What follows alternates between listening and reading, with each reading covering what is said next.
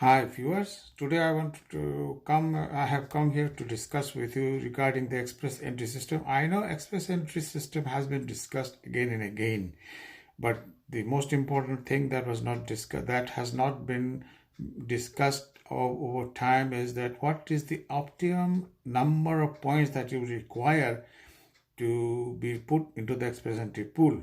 Now, do you have any idea how much would be the points that would be required to be in the express entry pool? Some of the provinces actually require about 60 points, but some of them require about 67 points. Now, the most desired points in the express entry system is I have always been asked about this regarding the most desired points in the express entry system. Since the express entry points are valid, these points are a valid requirements for jobs and permanent residence status in Canada in all the provinces and territories apart from Quebec. But before we go into the points system, I just want to discuss a bit about the express entry. How did it come? What is the evolution of express entry system and things like that? The express entry system started in 2015 due to a great backlog of applications that did not have any clarity. The reason for clarity is that actually the applications did not specify, or it could not go into the pool of whether it should go into the federal skilled worker program, or it should go into the federal skilled trade program, or should it go into the Canadian experience class program, or should it be taken by the SINP program. So there was not much clarity, because all the applications came and then they were deposited into the central entry system. So that's why in 2015 the CIC, Citizen Immigration Canada, started to develop the electronic application management system for Canada's economic immigration program to speed up the immigration processing faster for skilled immigrants, for making easier to secure jobs.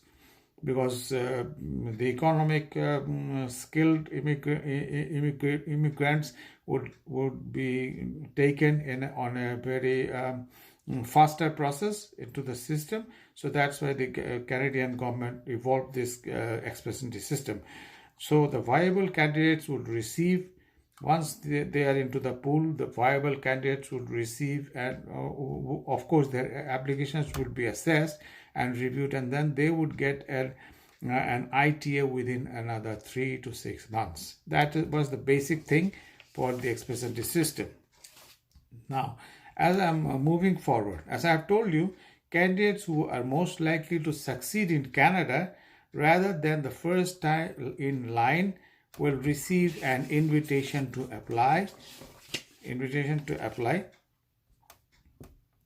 for permanent residence. Express entry candidates will benefit from processing times for 6 months or less. It will be less than 6 months. Generally it is 6 months, because previously the application would go for 2 years, 3 years, 4 years. We don't know how long, because the application had to match up with the requirements. This federal skill, whether it will be will come into the federal skill system, or it will be put into the federal trade system, or it will go into the Canadian experience class, or the provincial nominee program.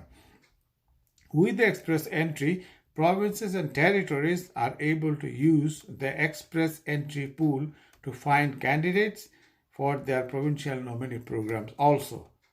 Because from this system, the PNP provinces will also be able to get their own candidates. Because the thing is that previously provinces would actually be looking for candidates, but they would not know from where they will get the candidates, because the candidates would be submitting applications, and it would go to the central intake, and then it was difficult to sort out the issues, and then the provinces it would be difficult for the provinces to really identify which candidate they would require, because they also have their own requirements, they also have their own demands. So it has to go through the system. Canadian employers now have a greater and more direct role in economic immigration. Candidates in the express entry pool have the opportunity to increase their chances of being invited to apply by promoting themselves directly to the employers. Because if the candidate applies for the express entry system and it goes directly to the ITA, then the employers can directly see the candidates over there, so they can take the candidates according to their choice.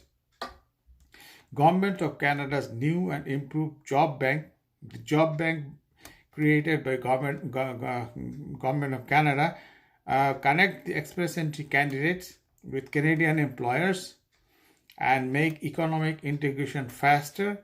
Immigrants arrive before the immigrants arrive into Canada.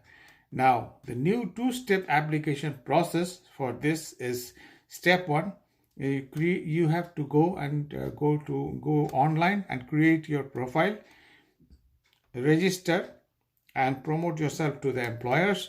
Then it goes to the express entry pool.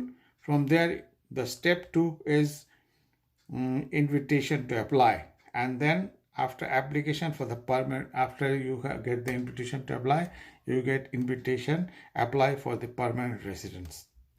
Now this is the basic thing for the express entry system. I think you already know, most of you already know this system, but the only thing is that it actually came out in 2015 because of the great backlog of applications that were sent without any clear specification of which job they would be requiring, which job they would the candidates would require which job, and the departments would get which candidates and things like that. So it was a mismatch. So now it's a match. The job bank, the employers can now choose from the job bank. Now this is basically the express entry point, which which I think you already know. Now I have made some research, and then now I have got points availability points system that I have already done. So now I think the most optimum number of points would be that would be required would be 67. That's what they want, 67. Now I have divided this 67 points from 100 points. So from 100 points, getting 67 points is not a very difficult thing. But then I have divided this into two categories. One is those people who have got a lot of experience, but due to age, they just have to lose their chances. So that's why there are senior experienced candidates pool and the junior experienced candidates pool. So from the senior experienced candidates, the factors are age 36 plus, points would be 10.